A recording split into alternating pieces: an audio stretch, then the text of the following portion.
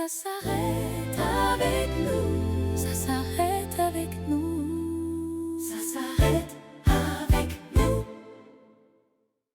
Bonjour et bienvenue mes fleurs souveraines dans notre royaume.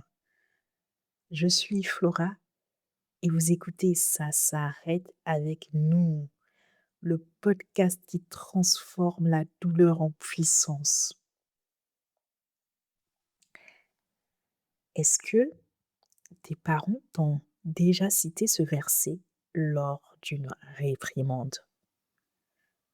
Honore ton père et ta mère. Et pour ceux qui connaissent la suite, afin que tes jours se prolongent sur la terre. Donc, en gros, honore ou tu mourras jeune. Pas de pression.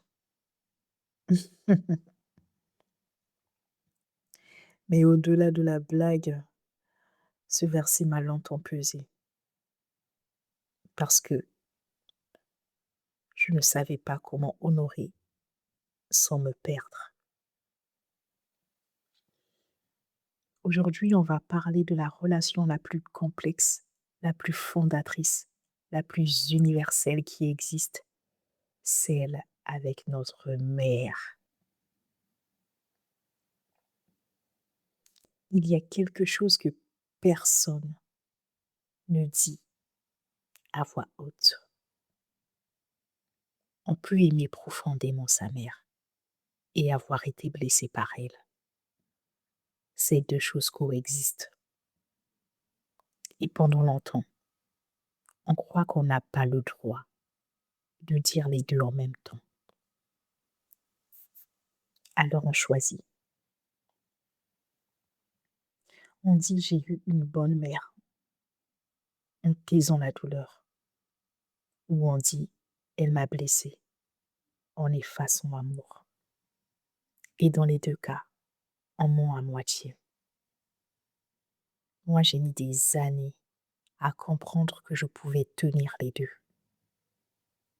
que la vérité était dans les deux à la fois. Et voilà ce que j'ai réalisé. Les blessures que ma mère m'a transmises, elle les avait elle-même reçues. Pas par méchanceté, par ignorance, par survie. Elle m'a donné ce qu'elle avait. Et ce qu'elle avait, c'était souvent ce qu'on lui avait donné. Est-ce que tu te reconnais quelque part dans ça? Je veux dire, est-ce que tu reconnais ça dans ta propre histoire?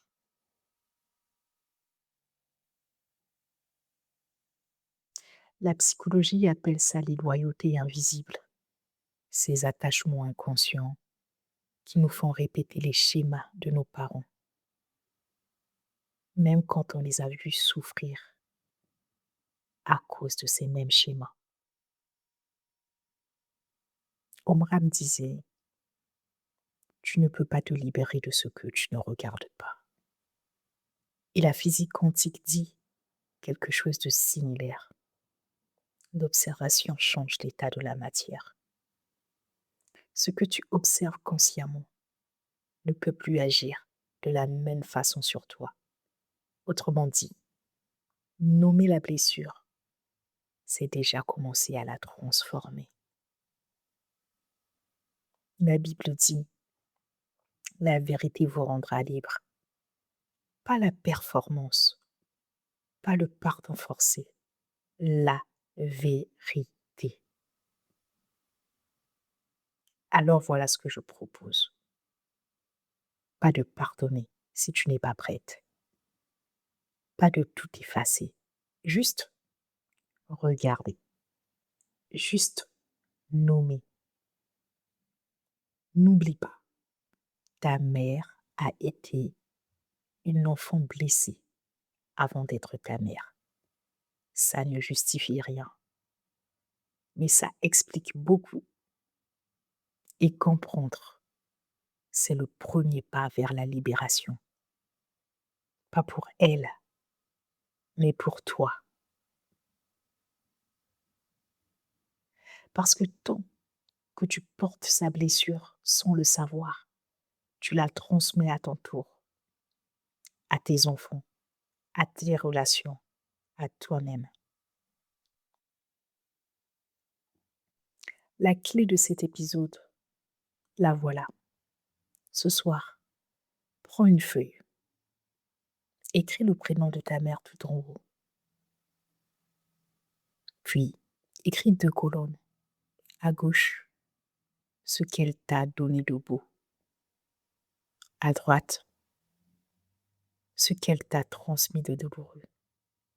Pas pour juger, pas pour te plaindre, juste pour voir, pour rendre à César ce qui est à César et garder ce qui t'appartient vraiment. Ce simple exercice peut changer quelque chose en toi parce que ce qu'on nomme, on peut le choisir. Ce qu'on garde dans l'ombre, il nous contrôle. Si cet épisode t'a touché, abonne-toi pour ne manquer aucun épisode. Chaque clé compte. Laisse une note 5 étoiles. Ça m'aide à rejoindre d'autres femmes comme toi.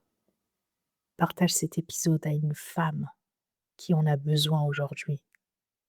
Tu ne sais pas le bien que tu peux lui faire. Laisse un commentaire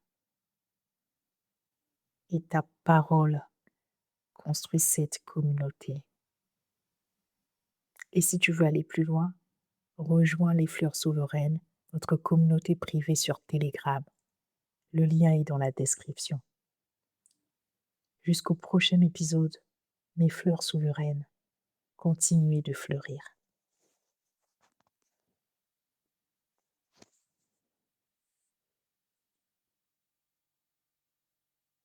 Ça s'arrête.